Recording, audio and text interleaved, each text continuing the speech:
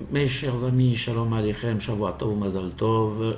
Eh bien, on ne s'est pas vu depuis les fêtes de Pessah, l'avant-fête de Pessah, en fait, car mon dernier cours remonte au dinim de la veille de Pessah. J'espère que vous avez passé de bonnes fêtes de Pessah. Et d'ailleurs, je commencerai le cours par ce gomel, Odel Hashem Bechol Leva Besod Hashem Eda, Al שנתן לנו לעבור את חג הפסח בשלום, avec nos enfants autour de nous, Baruch Hashem, pour la plupart d'entre nous, ou bien pour les autres, ceux qui ont pu voyager, passer les fêtes avec leur famille. Ces fêtes, Baruch Hashem, ont été bien différentes des fêtes de l'année dernière, et prions à Kadosh Baruch Hu pour que les fêtes prochaines soient encore meilleures et qu'on soit enfin débarrassé de ce maudit virus. Alors, mes cours vont bien évidemment reprendre. Et avant cela, vous demandez toujours encore de continuer à vous abonner sur notre chaîne Torah diffusion.ma et aussi d'aller voir nos cours sur notre page Facebook Torah diffusion.ma. Et vous recevrez, pour ceux qui sont affiliés au groupe WhatsApp, vous recevrez bien évidemment, à chaque fois que je donnerai cours, un cours de Torah, pour vous, je l'espère, vous enrichir et vous permettre de mieux comprendre ce que les Hachamim nous expliquent. Alors, le cours d'aujourd'hui va parler des vertus de la mezouza. La mezouza qu'on voit à longueur de journée quand on rentre, quand on sort, quand on rentre dans une chambre.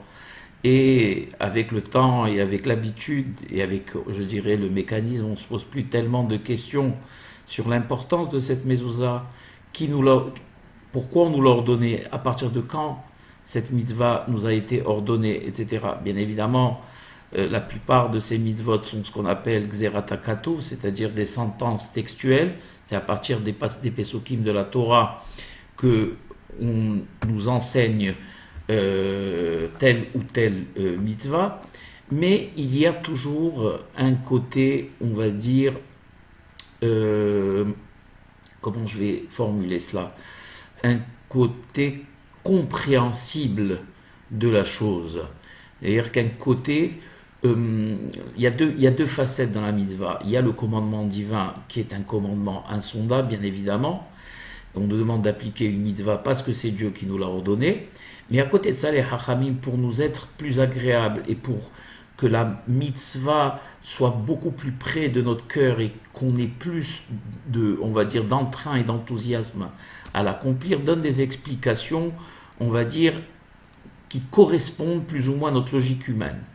Et donc, dans le cadre de la mezouza, il est bien évident que le pasouk qui nous l'ordonne, c'est Urtavtam al mezot betecha obshalecha, que nous lisons dans le Kiryat Shema, mais il y a bien sûr une genèse à cette mitzvah, et Be'ezat Hashem, on va en parler dans ce cours.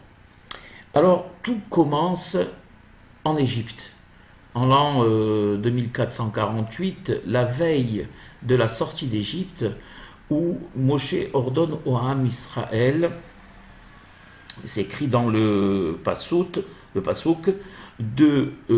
après avoir égorgé le Korban Pessah, donc l'agneau pascal, de récupérer le sang et on va dire, le passer, de l'enduire sur les linteaux de chaque maison du Ham Israël.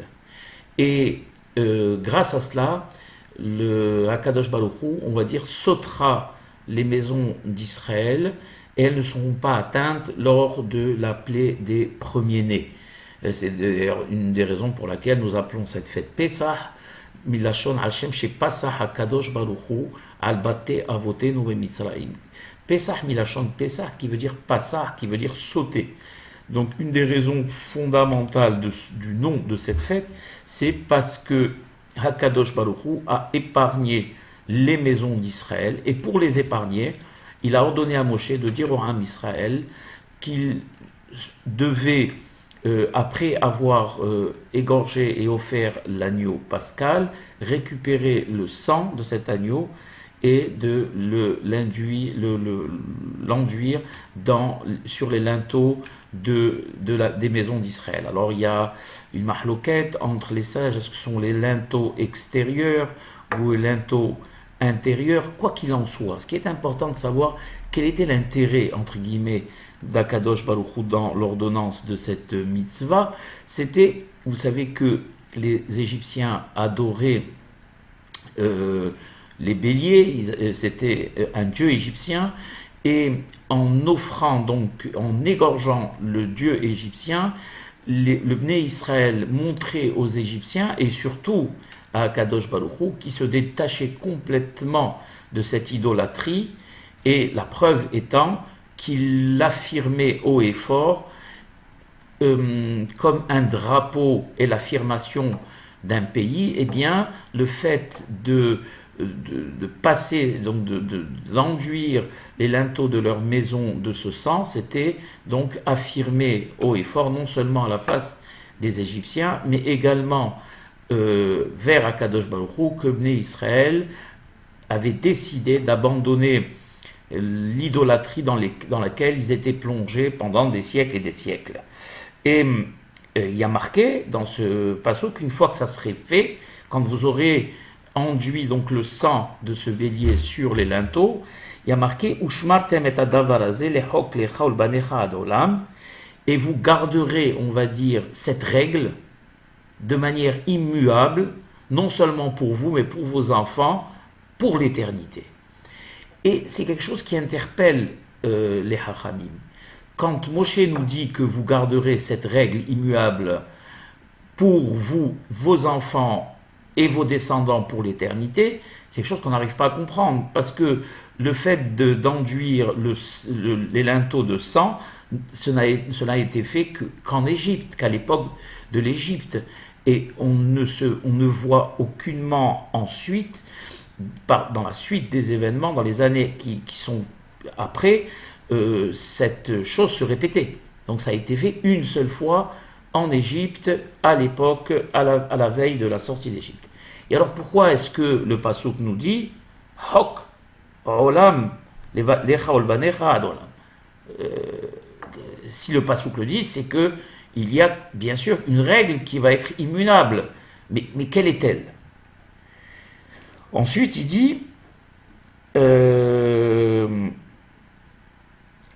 les fikanatatoa beomra ushmatadavaze lehok lechol banecha adolam hayinu shemeshach koladam yitan bepeta betnu dvar mitzvah sheh bekoch lagen al betnu mivne kol pegar ou mashchit. Donc de là, Hachamim en déduisent qu'étant donné que cette mitzvah n'a pas été répétée, qu'on n'a jamais dans le temps enduit nos linteaux de sang, il y a bien quelque chose qui va venir en remplacement de cela, un signe qui va venir en remplacement de cela, et qui va protéger les maisons d'Israël à l'avenir. D'accord? Quelque chose qui va, comme à l'époque d'Égypte, qui a protégé le Ham Israël du Malach Hamavet qui était venu prendre les premiers-nés égyptiens.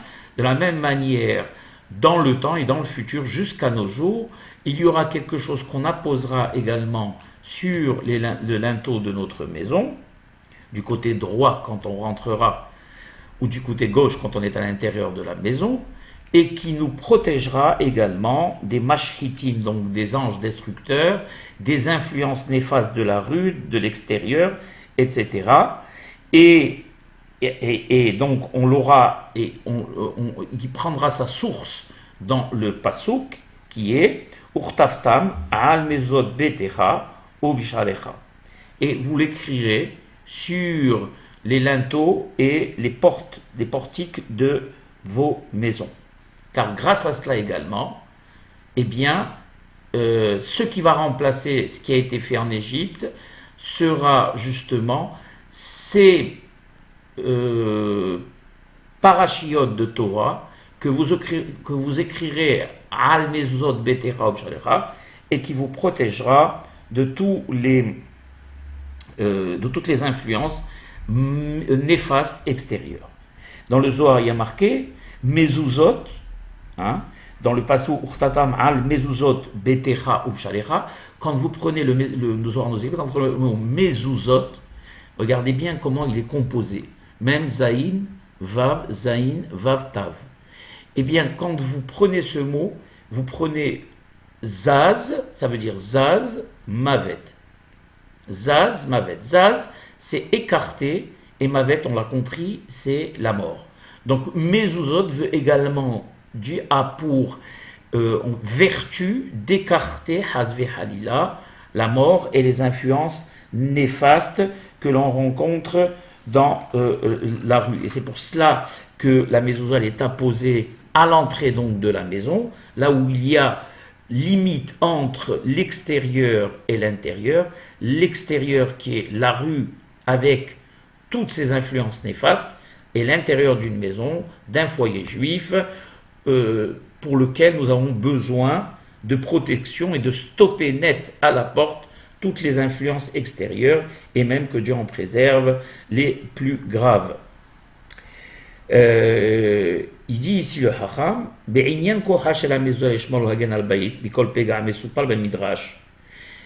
on raconte un midrash magnifique qui est ramené à l'époque de Rabbi Yehuda Nassi, qu'on connaît, dont on parle dans le Talmud, qui est celui qui a compilé le Talmud tel qu'on le connaît aujourd'hui, Rabbi Yehuda Nassi.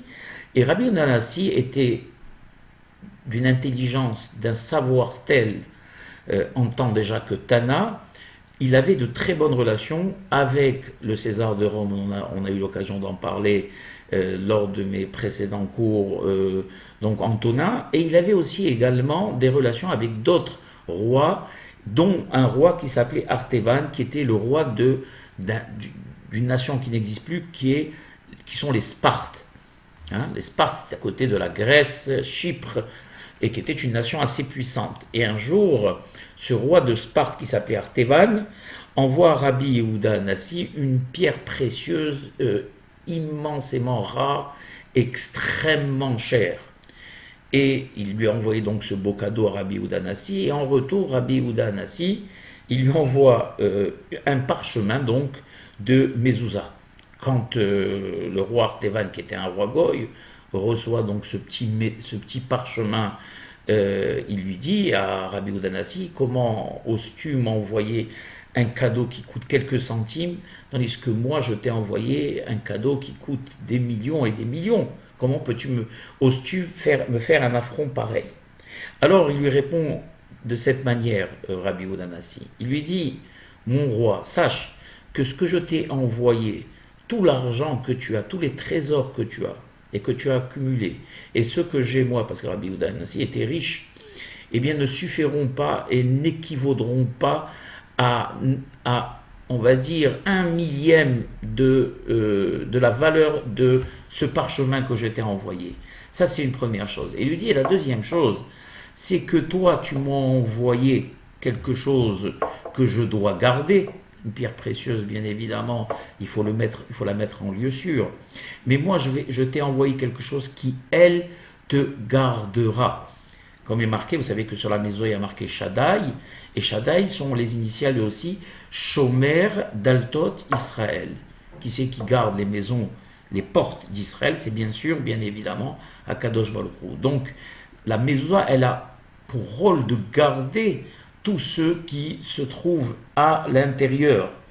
Donc, pendant que toi, tu dors au roi Sparte à l'intérieur de chez toi, tu peux dormir tranquillement, car cette mezouza te protégera.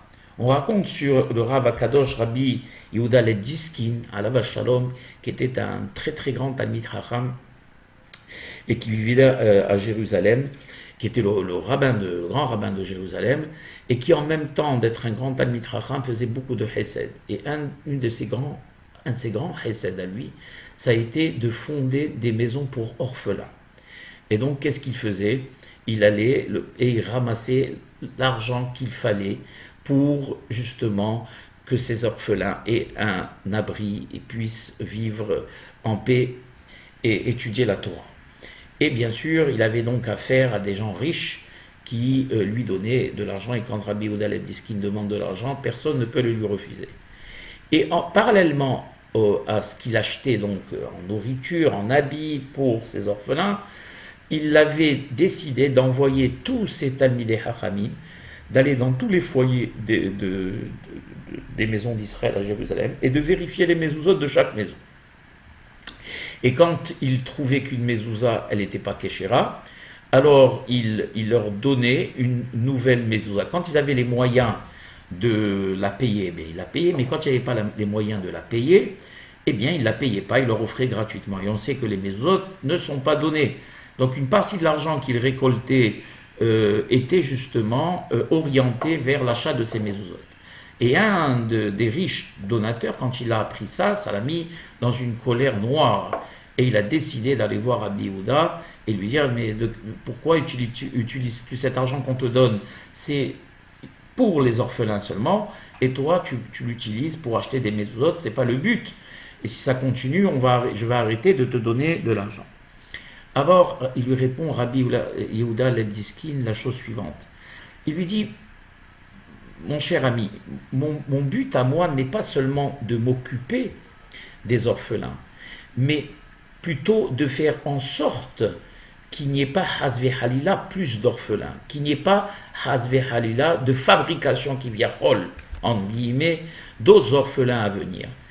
Et donc, je fais en sorte de changer les mezuzot dans les maisons et les foyers d'Israël pour que justement les parents qui y vivent, eh bien, vivent longtemps et que Hazve Halila, il n'y ait pas de nouveaux orphelins. Donc mon travail, il n'est pas seulement en aval, mais il est également en amont. Et plus justement on s'occupe de protéger les foyers d'Israël, et moins il y aura bien évidemment d'orphelins dans ces foyers. Et quand le riche a entendu cela, eh bien, il a été vraiment très, comment dirais-je, très triste et très honteux d'avoir osé douter de l'intelligence, la sagacité de Rabbi Yehuda Lebdiskin, et bien sûr, il a regretté ses paroles. Et ils disent, bien sûr, le Hacham nous explique ici, qu'en dehors, bien évidemment, de la protection matérielle, d'accord, des foyers, la mezouza prodigue également une protection spirituelle. C'est-à-dire que la mezouza, par sa sainteté, bloque à l'entrée même de la maison toutes les influences néfastes qu'on ramène avec nous de l'extérieur. Car malheureusement, on le sait, aujourd'hui, les villes, peut-être pas au Maroc, mais parce qu'il n'y a pas, malheureusement, Baruch Hashem, heureusement, d'affiches publicitaires douteuses ou de, on va dire, de visions sales dans les rues, mais à l'étranger, chaque coin de rue, on le voit, même les Hasidim, les pauvres, quand ils sortent dans la rue, ils mettent le chapeau carrément sur les yeux, même en Eretz Israël. Pourquoi? Parce qu'à chaque coin de rue, il y a malheureusement des images qu'on ne doit pas voir. Et donc toutes ces images qui impriment nos rétines et qu'on ramène avec nous à la maison, eh bien elles doivent rester à la porte de la maison. Faire en sorte, parce qu'on sait que Shmirat Ainaim, que la protection des yeux est la chose la plus importante qui peut exister. Tous les grands tzadikim, la famille Abersera, les grands hachamim, tous les plus grands hachamim qu'on a eu nous au Maroc, Rabbi Raphaël Berdugo, Amalach, Raphaël, eh bien il avait l'habitude carrément de mettre un voile sur ses yeux, non seulement quand il jugeait, pour ne pas être impressionné par les personnes qui se trouvaient en face de lui, mais également, pour être impartial, mais également pour ne pas avoir à voir des choses qu'il ne doit pas voir. Les grands hachamim limitaient leur vision à un champ très très court. On sait que les visions, quelles qu'elles soient, les mauvaises visions, impriment l'âme et surtout le subconscient de la personne et ont pour conséquence d'entraîner, que Dieu en préserve, des comportements par la suite qui peuvent être inadéquats. Et donc, la mezouza a pour but justement, non seulement de protéger matériellement et d'empêcher que Dieu en préserve une atteinte physique aux personnes, puisqu'elle protège les maisons, mais également une protection spirituelle qui empêche toutes les influences négative extérieure de pénétrer à l'intérieur de la maison. Ça, c'est une chose aussi très importante. C'est pour cela qu'Akadosh Baruch Hu nous a ordonné à l'époque déjà, que celui qui veut se purifier et purifier sa maison et chasser toutes ces mauvaises influences, de mettre une mezouza bien sûr à l'entrée de la maison et également à l'entrée de chaque chambre et de chaque endroit où on peut la mettre.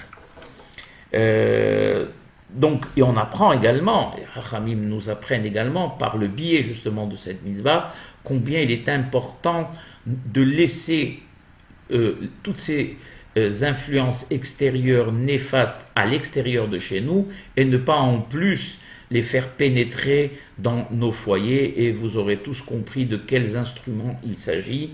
Malheureusement aujourd'hui on ne peut plus allumer un poste de télévision ou un ordinateur ou quoi que ce soit sans être assailli malheureusement par la zima et la to'eva rahamana litzlan, et ça a une influence néfaste sur les enfants. Toutes les études scientifiques le montrent. On a eu dernièrement, on m'a dit, un documentaire qui s'appelle, je crois, Derrière nos écrans, où on explique l'impact néfaste qu'ont ces heures et ces heures que les enfants, la hamana, passent derrière leurs écrans, ou à jouer à des jeux, ou à regarder leur ordinateur, et l'impact que ça a sur leurs résultats scolaires, sur les traumatismes que cela peut entraîner, etc. Et carrément sur leur évolution psychique, psychologique et sociale. D'accord ? C'est quelque chose de vraiment très très grave, et c'est considéré carrément comme le cancer de ce siècle. Et ça, les Hachamim ont toujours été conscients. Et nous, juifs, on le sait, on doit faire en sorte que l'intérieur de notre maison soit, on va dire, un havre de paix, un havre de protection et de sérénité, où l'enfant peut se détendre et peut s'enrichir sans avoir besoin d'être devant un écran et être, mitraillé par ces images non seulement interdites, mais qui peuvent nuire gravement à son équilibre psychique et psychologique. Ici, le Hacham nous explique qu'on doit faire en sorte de ne pas faire rentrer carrément, puisque la mezouza a pour but de stopper toutes ces influences, ne pas les faire rentrer à l'intérieur de la maison. D'ailleurs, une fois un Hassid, il a posé une question à son Rav, il lui a dit « Où se trouve Hakadosh Baruch Hu ?» Alors le Rav lui répond « Hakadosh Baruch Hu se trouve partout où on le laisse rentrer. » C'est quelque chose d'extraordinaire. C'est-à-dire que Hakadosh Baruch Hu, Melech Malchei HaMelachim, qui est la source même de la sainteté, ne pénétrera pas dans un foyer que Dieu en préserve impur.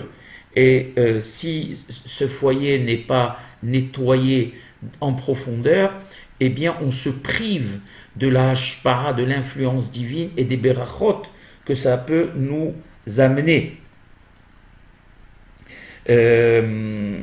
Il raconte ici le Hacham qu'il lui est arrivé de donner une fois un cours dans une maison où il est rentré, on lui a demandé de venir donner un cours, et il a voulu commencer, et à chaque fois qu'il voulait commencer son cours, il oubliait tout ce qu'il devait dire.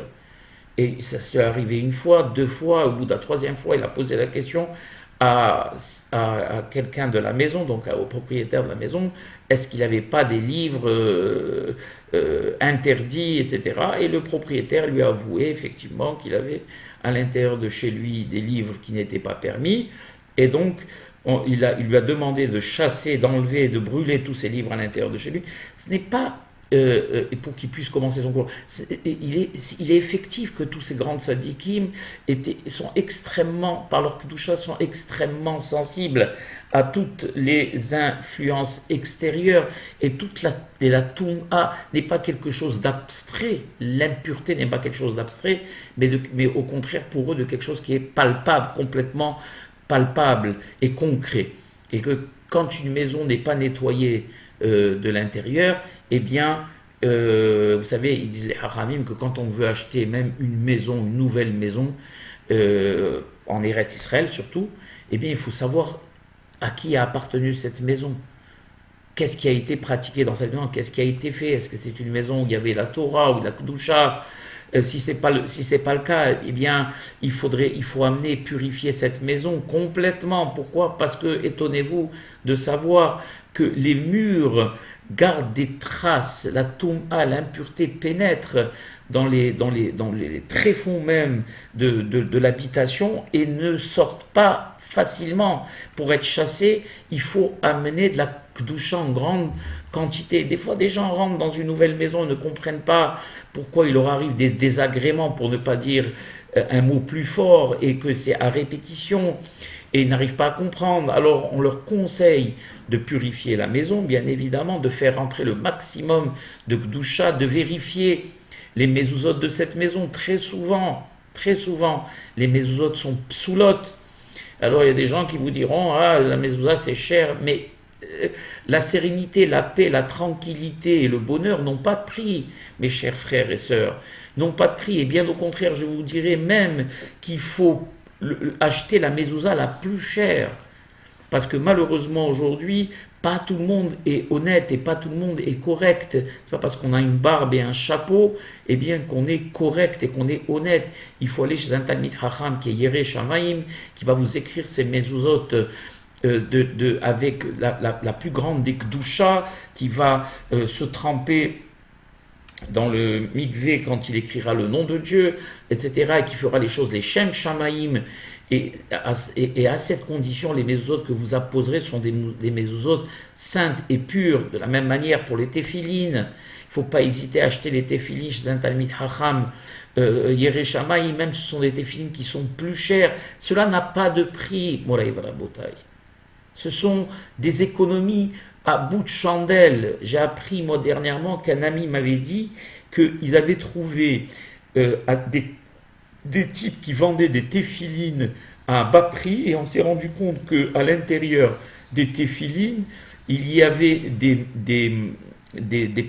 même pas des parchemins, des bouts de papier écrits en hébreu. C'est-à-dire qu'ils étaient fabriqués, figurez-vous, en Extrême-Orient. Tenez-vous bien, en Extrême-Orient. Alors qu'on sait que les téphilines, des fois, ça peut prendre 6-7 mois pour les fabriquer, parce que les parachutes qui sont écrites à l'intérieur, on va en parler dans un cours prochain, parler de la kedusha des téphilines, eh bien, sont écrites les Shem Shamaim par des Talmidei Chachamim.